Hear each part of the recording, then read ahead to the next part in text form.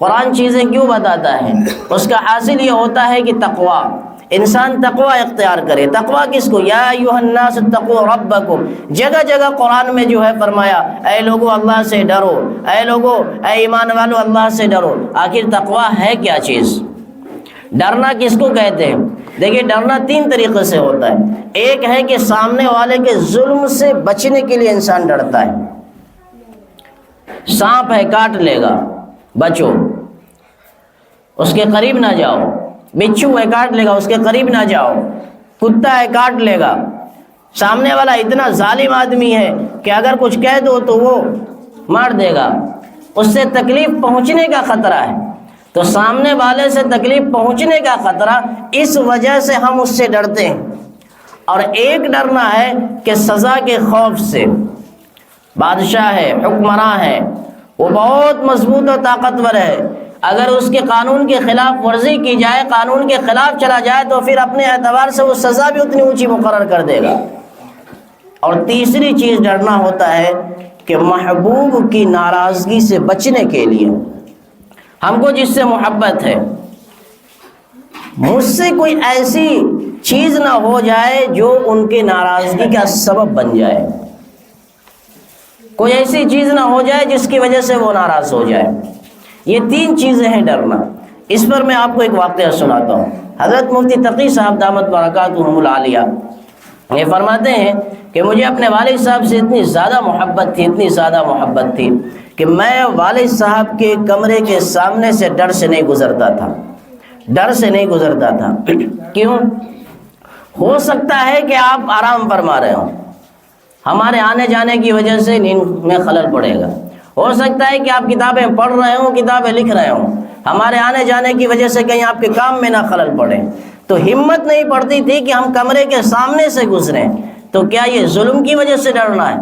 نہیں، یہ محبت کی وجہ سے ڈرنا ہے۔ محبت اتنی زیادہ ہے کہ اپنے سے کوئی ایسا کام نہ ہو جائے کہ ان کی تکلیف کا سبب بنے۔ کہ انسان، تجھے اپنے رب سے اتنی محبت ہونی چاہیے، اتنی محبت ہونی چاہیے کہ تجھے ہر کام کرنے سے پہلے یہ سوچنا چاہیے کہ ایسا نہ ہو کہ اس کام سے میرا رب ناراض ہو جائے۔ یہ ہے اتقوا الناس۔ اور پھر کچھ لوگ ایسے بھی ہیں جو اس کے باوجود بھی نہیں سدھر رہے، وہ ایڑے قسم کے لوگ ہیں۔ تو بولے ایڑے قسم کے لوگوں کے لیے پھر دوسری قسم ہوگی کہ پھر اس کی جباریت سے بھی ڈرو، اس کی قہاریت سے بھی ڈرو، کیونکہ وہ اتنا مضبوط ہے اور اتنا طاقتور ہے کہ اس کی طاقت کے سامنے کوئی اپنی طاقت دکھا نہیں سکتا۔ مجرم کبھی بھی جرم کرتا ہے تو وہ تین طریقے سے اپنی سزا سے بچنے کی وہ کوشش کرتا ہے۔ ایک تو اس کے ذہن میں یہ ہوتا ہے کہ میں ایسے گناہ کروں کہ سامنے والے کو پتہ ہی نہ چلے، بادشاہ کو پتہ ہی نہیں چلے گا، حاکم اور افسر کو پتہ ہی نہیں چلے گا، تو پھر وہ ہم کو کس طریقے سے پکڑے گا۔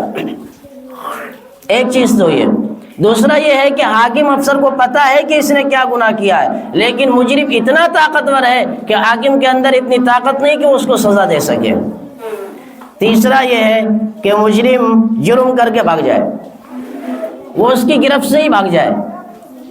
اللہ کہتے ہیں تم کسی بھی اسٹائل میں گناہ کر کے آ جاؤ، مجھ سے نہیں بچ سکتے۔ تم کسی بھی اعتبار سے گناہ کر کے آ جاؤ، مجھ سے نہیں بچ سکتے۔